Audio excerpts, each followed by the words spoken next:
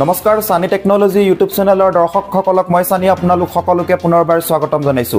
ৰাতিপুৱাৰ কেইবাটাও গুৰুত্বপূৰ্ণ খবৰ আপোনালোকৰ বাবে যুগুতোৱা হৈছে। গোটেই কেইটা খবৰে আপোনালোকৰ বাবে বহুতেই গুৰুত্বপূৰ্ণ, গতিকে আপোনালোকে ভিডিঅ'টো প্ৰথমৰ পৰা শেষলৈকে চাই থাকক। আজিৰ প্ৰথমটো খবৰে হৈছে অত্যাধিক গৰমৰ বাবে সলনি হ'ল পাঠদানৰ সময়সূচী। কোন জিলাৰ বাবে এই নিৰ্দেশনা? আপোনাৰ জিলাটো বিচাৰে নেকি? এই মুহূৰ্তত আহি পৰিছে এটা ডাঙৰ খবৰ। প্ৰচণ্ড গৰমৰ বাবে সলনি হ'ল পাঠদানৰ সময়সূচী। আগুৱাই দিয়া হৈছে পাঠদানৰ সময়। প্ৰাথমিক বিদ্যালয়সমূহৰ পাঠদান পুৱা 8 বজাৰ পৰা 12:30 বজালৈ দিয়া হৈছে। মধ্য ইংৰাজী বিদ্যালয়ৰ পাঠদান পুৱা 8 বজাৰ পৰা 1 বজালৈ ধাৰ্য কৰা হৈছে। উচ্চ আৰু উচ্চতৰ মাধ্যমিক পাঠদান পুৱা 8 বজাৰ পৰা 1:30 বজালৈ ধাৰ্য কৰা হৈছে। 1 জুনৰ পৰা কাৰ্যকৰী হ'ব এই নিৰ্দেশনা। যোৰহাট জিলাৰ বাবে দিয়া হৈছে এই নিৰ্দেশনা। ৰাজ্যৰ আন প্ৰান্ততো বিচাৰে নেকি এই নিৰ্দেশনা? প্ৰচণ্ড গৰমৰ বাবে সলনি হ'ল পাঠদানৰ সময়সূচী। আগুৱাই দিয়া হৈছে পাঠদানৰ সময়। প্ৰাথমিক বিদ্যালয়সমূহৰ পাঠদান পুৱা 8 বজাৰ পৰা 12:30 বজালৈ ধাৰ্য কৰা হৈছে। সকলোৰে বাবে এটা ভাল খবৰ। নলবাৰী কামাৰকুছিত এখনি উপহাৰ কুপনৰ খেল অনুষ্ঠিত কৰা হৈছে আৰু প্ৰথম পুৰস্কাৰ হৈছে আল্ট্ৰাবাছ। আপোনালোকে দেখিছে পুৰস্কাৰসমূহ। আল্ট্ৰাবাছ আছে, বলেৰো পিকআপ আছে, ট্ৰেভেলাৰ আছে, লগতে আপোনাৰ ট্ৰেক্টৰ এখন আছে, মহিন্দ্ৰা থাৰ আছে, এখন সপোনৰ গাড়ী, লগতে আপোনাৰ ৱেগনাৰ আছে, ছুইফ্ট আছে, বেলেনো আছে, এল্টো আছে, এনেধৰণৰ নামী দামী গাড়ী আছে। আপোনালোকে পুৰস্কাৰসমূহ দেখিবলৈ পাৰিছে। টিকেটৰ মূল্য হৈছে মাত্ৰ 100 টকা। 100 টকাতে আপোনালোকে মহিন্দ্ৰা থাৰ, আল্ট্ৰাবাছ, বলেৰো পিকআপ, ট্ৰেভেলাৰ সকলো আপোনালোকে নামী দামী গাড়ী মাত্ৰ 100 টকাত লাভ কৰিব পাৰে। আপোনালোকে পুৰস্কাৰসমূহ দেখিবলৈ পাৰিছে।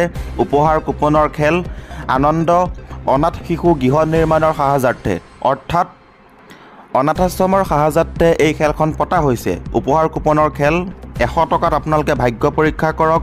আল্ট্ৰাবাছ দেখিছে, আল্ট্ৰাবাছ আছে প্ৰথম পুৰস্কাৰ, দ্বিতীয় পুৰস্কাৰ ট্ৰেক্টৰ, তৃতীয় পুৰস্কাৰ ট্ৰেভেলাৰ, তাৰ লগতে মহিন্দ্ৰা থাৰ, এনেধৰণৰ নামী দামী গাড়ী, লগতে 5খন আছে আপোনালোকৰ ই ৰিক্সা। বুক নম্বৰতো খেল হ'ব, লগতে টিকেটৰ নম্বৰতো খেল হ'ব। এখন বুক ল'লে এটা টিকট ফ্ৰী। ইয়াত দেখিছে এইটো হৈছে 6 নম্বৰ পুৰস্কাৰ। চাওক এখন ট্ৰেক্টৰ। 9 নম্বৰ পুৰস্কাৰ দেখিছে। 3 নম্বৰ পুৰস্কাৰ হৈছে বলেৰো পিকআপ এখন। তাৰ লগতে 7 নম্বৰ পুৰস্কাৰ হৈছে মাৰুতি চুজুকি ৱেগনাৰ। 4 নম্বৰ পুৰস্কাৰ হৈছে মাৰুতি নেক্সা বেলেনো। লগতে 6 নম্বৰ পুৰস্কাৰ হৈছে এল্টো কেটেন। 10 নম্বৰ উপহাৰ হৈছে মহিন্দ্ৰা থাৰ। এনেধৰণৰ নামী দামী গাড়ী অতি সোনকালে আপোনালোকে স্ক্ৰীণত দিয়া নম্বৰটোত ফোন কৰক। ফোন কৰি আপোনালোকে টিকট সংগ্ৰহ কৰক। মাত্ৰ 100 টকাত আপোনালোকে এইখন আল্ট্ৰাবাছ লাভ কৰিব পাৰে। মাত্ৰ 100 টকাত বলেৰো পিকআপখন লাভ কৰিব পাৰে। গাড়ী কিনা অলৰেডি হৈ গৈছে। মাত্ৰ 100 টকাতে আপোনালোকে এখন ট্ৰেভেলাৰ লাভ কৰিব পাৰে। গতিকে অতি সোনকালে স্ক্ৰীণত দিয়া ফোন নম্বৰত যোগাযোগ কৰক আৰু টিকট সংগ্ৰহ কৰক মাত্ৰ 100 টকাৰ মূল্যত। 2 নম্বৰ খবৰটি হৈছে দেশৰ যুৱক যুৱতীসকলৰ কৰ্মসংস্থাপনৰ বাবে মোদীৰ অৱসৰ অতি প্ৰয়োজনীয়। ৰাহুল গান্ধীৰ মন্তব্য। দেশৰ নিবনুৱা সমস্যাক লৈ পুনৰবাৰ পোনপটীয়াকৈ প্ৰধানমন্ত্ৰী নৰেন্দ্ৰ মোদীক আক্ৰমণ কৰে কংগ্ৰেছ নেতা ৰাহুল গান্ধীয়ে। নিজৰ এক্স হেণ্ডেলত লিখা এটা বাৰ্তাত ৰাহুল গান্ধীয়ে কয় যে দেশৰ যুৱক যুৱতীসকলৰ কৰ্মসংস্থাপনৰ বাবে নৰেন্দ্ৰ মোদীৰ অৱসৰ অতি গুৰুত্বপূৰ্ণ। উল্লেখযোগ্য যে বিশ্ব বেংকৰ তথ্য অনুসৰি ভাৰতত নিবনুৱাৰ হাৰ 23.22%, যিটো পাকিস্তান আৰু বাংলাদেশতকৈও বহু বেছি। বিগত কিছুদিন ধৰি কংগ্ৰেছ নেতাগৰাকীয়ে দেশৰ নিবনুৱা সমস্যাৰ কথা উত্থাপন কৰি আহিছে। দেশত বৃদ্ধি পোৱা নিবনুৱা সমস্যাৰ বাবে কেন্দ্ৰীয় চৰকাৰ আৰু নৰেন্দ্ৰ মোদীৰ নীতিক দোষাৰোপ কৰিছে ৰাহুল গান্ধীয়ে। তেওঁৰ মতে অৰ্থনীতিৰ ক্ষেত্ৰত মোদীজীৰ নিম্নমানৰ নীতিৰ বাবেই দেশত নিবনুৱা সমস্যা বাঢ়িছে। ভাৰতৰ নিবনুৱাৰ হাৰ পাকিস্তানৰ তুলনাত দুগুণ। ভাৰতত নিবনুৱাৰ হাৰ 23%, পাকিস্তানত নিবনুৱাৰ হাৰ 12%। লগতে তেওঁ কয় যে আমাৰ দেশত নিবনুৱাৰ হাৰ ভূটান আৰু বাংলাদেশতকৈ বেছি। অলপতে বিহাৰত এখন ৰাজহুৱা সভাত ভাষণ দি ৰাহুল গান্ধীয়ে কয় যে যদি বিৰোধী ঐক্য ইণ্ডিয়া ক্ষমতালৈ আহে তেন্তে প্ৰথমে কৰ্মসংস্থাপনৰ ব্যৱস্থা কৰা হ'ব। 3 নম্বৰ খবৰটি হৈছে বিজেপিৰ গৃহকন্দল। কেপ্টেইন ফিল্ডত নমাই নাই বুলি ক'লে ভূপেন বৰাই। তাৰ লগতে কংগ্ৰেছৰ সভাপতি APCCৰ সভাপতি ভূপেন বৰাই কৈছে যে 4 জুনৰ পিছত অৰ্থাৎ চিটিজেনশ্বিপ এমেণ্ডমেণ্ট এক্ট আইন বাতিল কৰা হ'ব।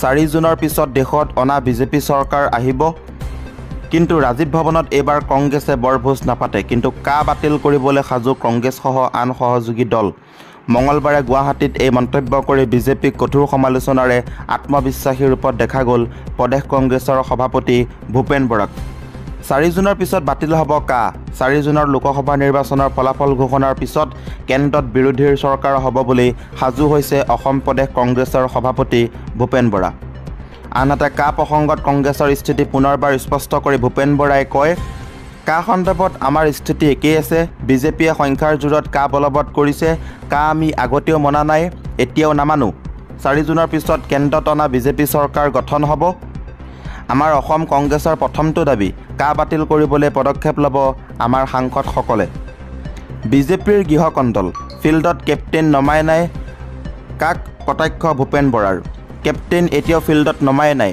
4 তাৰিখে পৰাজয়ৰ পিছত ফিল্ডত নামিব এতিয়া ৱাৰ্ম আপহে চলি আছে আসল খেল হোৱাই নাই খেলৰ আৰম্ভণিহে এয়া উল্লেখ্য যে এতিয়া শেহতীয়াকৈ বিজেপিৰ ভিতৰ চৰাত নতুন বিজেপি আৰু পুৰণি বিজেপিৰ সংঘাত তুংগত উঠাক লৈ কৰা সাংবাদিকৰ প্ৰশ্নত এইদৰে উত্তৰ দিয়ে ভূপেন বৰাই বিজেপিৰ গৃহকণ্ডল প্ৰসংগত ফিল্ডত নামিবলগীয়া কেপ্টেইন বুলি কাক ইংগিত দিলে 4 জুনত যদি লুৰিণজ্যোতি গগৈৰ হাতত বিজেপি প্ৰাৰ্থী সৰ্বানন্দ সোণোৱাল পৰাস্ত হয় তেতিয়া সোণোৱালৰ নেতৃত্বত বিজেপিৰ সংঘাত তুংগত উঠিব বুলি ইংগিত প্ৰদান কৰিলে নেকি ভূপেন বৰাই তাকে লৈ এতিয়া চৰ্চা উঠিছে 4 জুনত ৰাজীৱ ভৱনত এবাৰ নাপাতে বৰভোজ এবাৰ নিৰ্বাচনী ফলাফলৰ দিনা ভোজৰ আয়োজন নকৰে কংগ্ৰেছে 2014 চনৰ পিছত নিৰ্বাচনী ফলাফলৰ দিনা বৰভোজ পাতি ইতিমধ্যে কেইবাবাৰো আশাহত হৈছে কংগ্ৰেছ দল কিন্তু আনবাৰৰ দৰে এইবাৰ কংগ্ৰেছে বৰভোজ নাপাতে কিয় ভূপেন বৰাই কয় এই জয় কেৱল কংগ্ৰেছৰ জয় নহয় ৰাইজৰ জয় প্ৰতিগৰাকী লোক এই ফলাফলৰ বাবে অপেক্ষাৰত আনহাতে অসম কংগ্ৰেছে কেইখন আসন পাব সেয়া শেহতীয়াকৈ স্পষ্টকৈ কোৱাৰ পৰা বিৰত আছে প্ৰদেশ কংগ্ৰেছৰ সভাপতি ভূপেন বৰাৰ মন্তব্য যে অসমত নিৰ্বাচন শেষ হোৱাৰ পিছত দিনে দিনে আসনৰ সংখ্যা কমি আহিছে বিজেপি নেতাৰ মুখত কংগ্ৰেছে যে অসমত আগতীয়াকৈ বেছি আসন লাভ কৰিব সেই কথাত দৃঢ় বিশ্বাসী ভূপেন বৰা সংবাদ মাধ্যমৰ আগত বৰাৰ মন্তব্য 14খন আসন পাম বুলি কোৱা বিজেপি এতিয়া 11 খনলৈ নামি আহিছে আৰু নামিব ফলাফললৈ অপেক্ষা কৰক আমি এবাৰ বৰভোজ নাপাতো দলীয় কৰ্মীসকল ফলাফল ভাল হ'ব বুলি আশাবাদী ভূপেন বৰা 3 নম্বৰ খবৰটি হৈছে ক্ৰমাগতভাৱে পঞ্চম পৰ্যায়ৰ ভোটগ্ৰহণতো আসন কমিব নেকি এনডিএৰ পঞ্চম পৰ্যায়ৰ ভোটগ্ৰহণৰ পিছত দেশৰ ৰাজনৈতিক পৰিস্থিতি কোন দিশে পঞ্চম পৰ্যায়ত 8খন ৰাজ্যৰ প্ৰায় 49 সমষ্টিত কালি ভোটগ্ৰহণ অনুষ্ঠিত হৈছে পঞ্চম পৰ্যায়ৰ ভোটগ্ৰহণৰ সবিশেষ আলোচনা কৰাৰ আগতে চতুৰ্থ পৰ্যায়ৰ ভোটগ্ৰহণৰ পিছৰ পৰিস্থিতিটোৰ বিষয়েও আমি অলপ আলোচনা কৰা উচিত বিভিন্ন ৰাজনৈতিক বিশ্লেষক আৰু পণ্ডিতে নিৰ্বাচনৰ ৰেহৰূপ বেলেগ ধৰণে ব্যাখ্যা কৰিছে কিন্তু উত্তৰ ভাৰতৰ ৰাজনৈতিক পৰিস্থিতি বুজি পোৱা তাৰ তৃণমূলৰ ৰাজনীতিৰ লগত সম্পৰ্ক থকা বহু ৰাজনৈতিক বিশ্লেষক আৰু সাংবাদিকৰ আলোচনাৰ পৰা ইতিমধ্যে কিছু কথা ওলাই আহিছে বিশেষকৈ যোগেন্দ্ৰ যাদৱৰ ৰাজনৈতিক পৰ্যালোচনাৰ পৰা প্ৰথম দ্বিতীয় আৰু তৃতীয় পৰ্যায় বিজেপি আৰু এনডিএ 2019 চনৰ তুলনাত ইণ্ডিয়া এলায়েন্সতকৈ অতি কমেও 40খন আসনত পিছ পৰি থাকিব লাগে বুলি এওঁলোকে কৈছে চতুৰ্থ পৰ্যায়ৰ নিৰ্বাচনত অন্ধ্ৰপ্ৰদেশ আৰু তেলেংগানা অন্তৰ্ভুক্ত হোৱা কাৰণে বিশেষকৈ অন্ধ্ৰপ্ৰদেশৰ কাৰণে বিজেপিৰ বৰ বেছি ক্ষতি নহ'ব যেন লাগে বিজেপি মানে এনডিএৰ আজিৰ এই ভিডিঅ'টোৰ মাধ্যমেৰে আপোনালোকক কেইবাটাও গুৰুত্বপূৰ্ণ খবৰ দিব চেষ্টা কৰিলোঁ যদি